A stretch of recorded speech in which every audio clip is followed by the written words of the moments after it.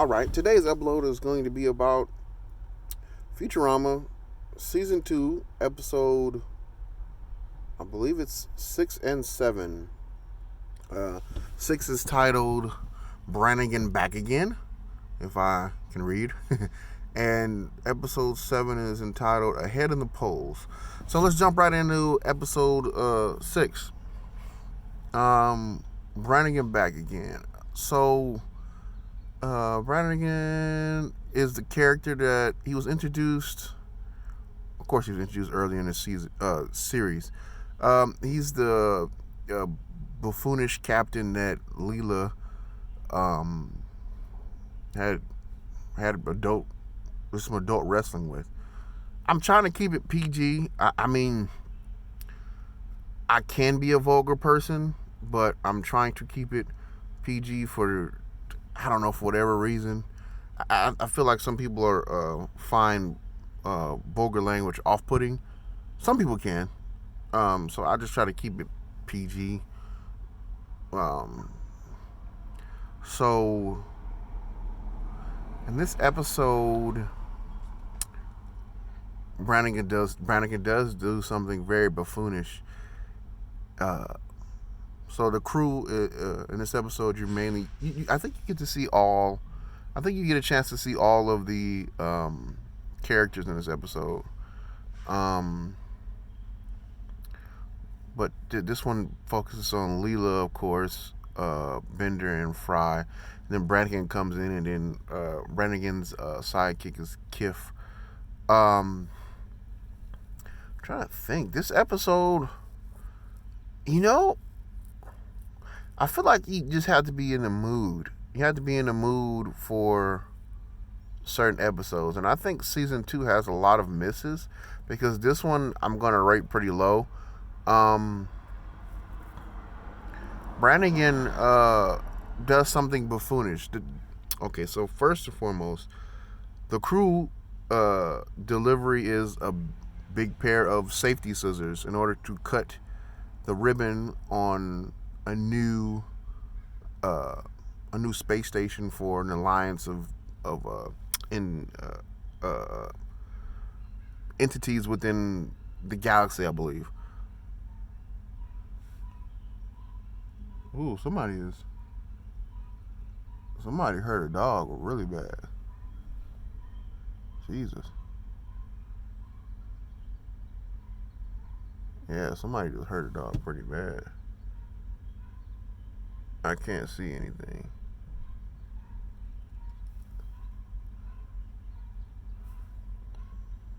Can't see where it's at. Maybe they just left it outside. It does sound like it's blood curdling, though. Okay, somebody took care of it. Jesus. Oh no, back up again? Jesus Christ. I can't see anything.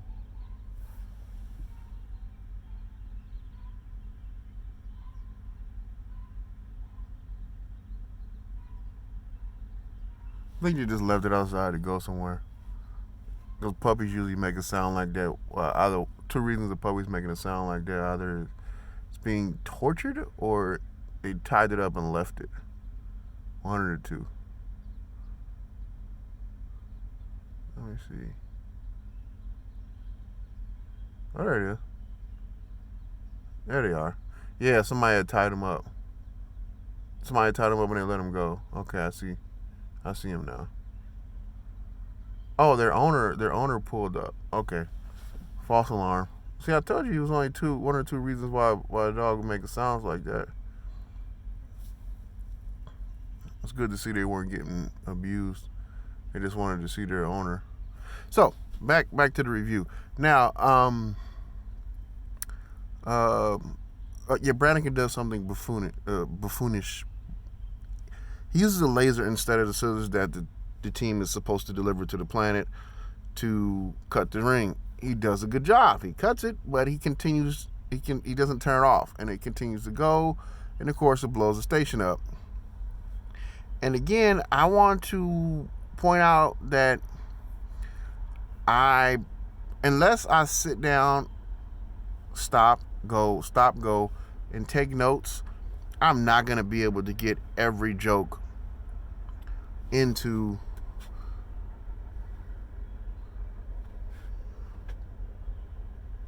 I'm not going to be able to get every joke into I'm not going to be able to get every joke in on this review, and there's probably going to be a lot more things that I'm going to miss, but I'm going to do my best to give you an overview of the episode and why I don't like it or why I do like it.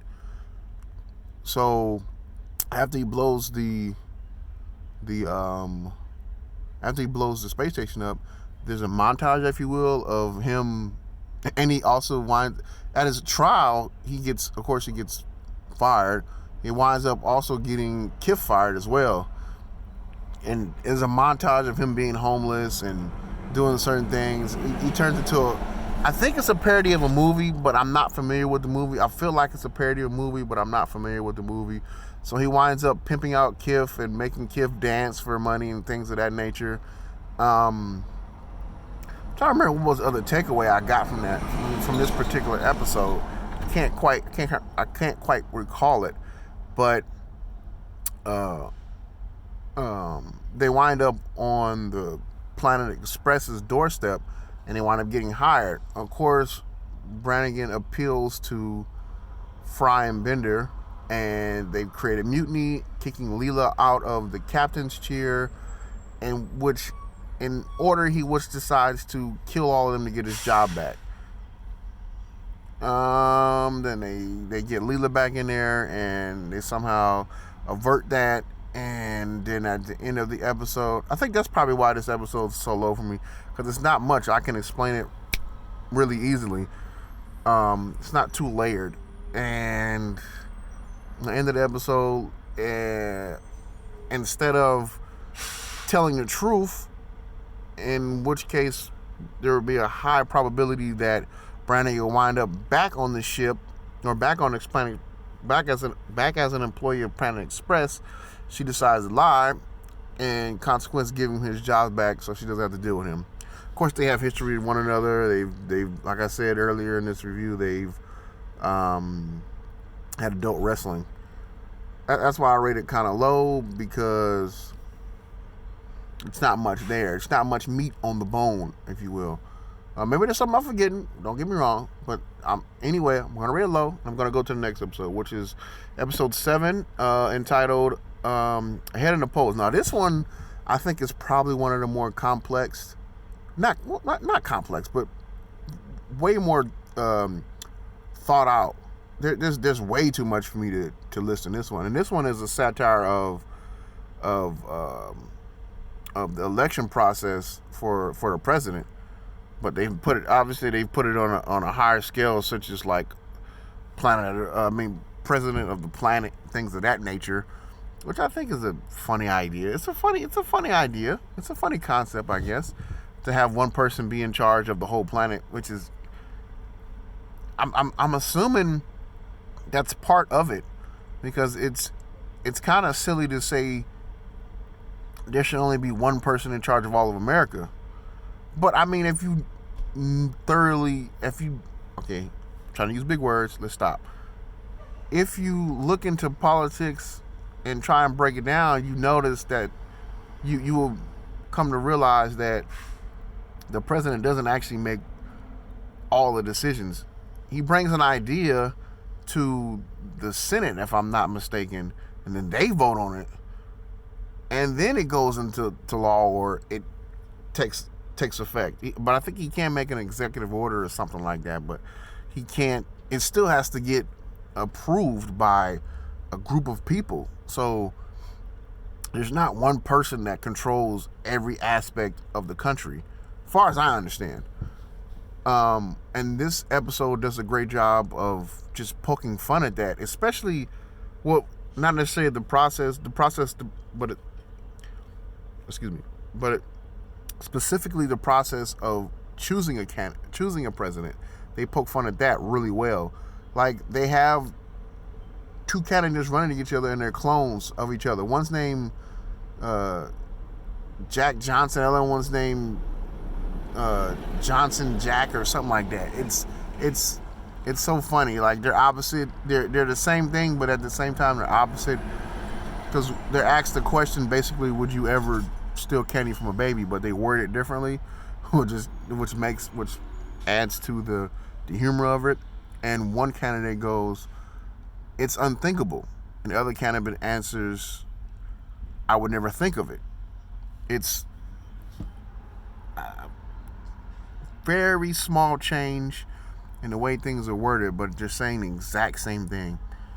And that's now. I don't want to get out of my wheelhouse here. I'm not too versed in politics, so I won't try and walk down that path.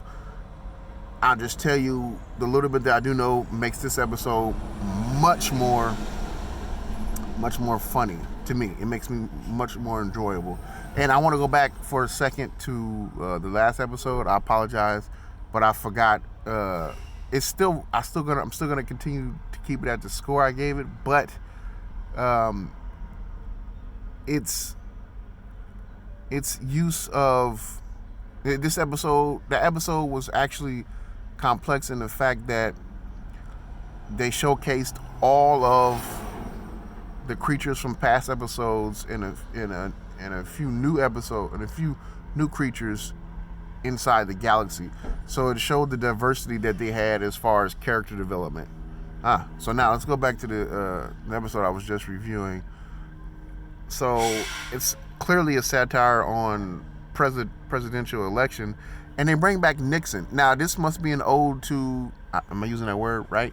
This must be a play to the age of the creator, because I wasn't even alive during Nixon's reign, and there's a lot of references towards, of course, things in pop culture of the time that he was around.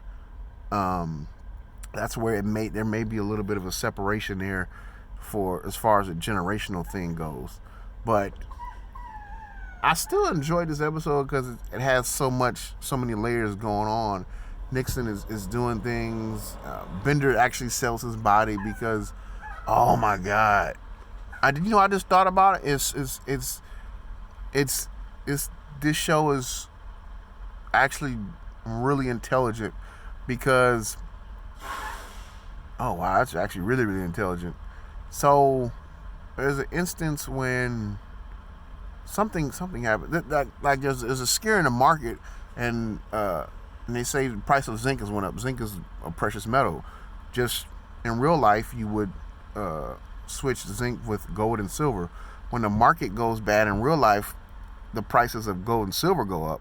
So people buy that, but for some reason they never sell it. They just have it so they can always maintain some type of wealth. And then when they put their money in gold and silver when the markets are down, but they also buy into the market, so when the market picks back up, they'll have more capital. But they always want to stay in the in the good side of cash, so to speak. That's as far as I know.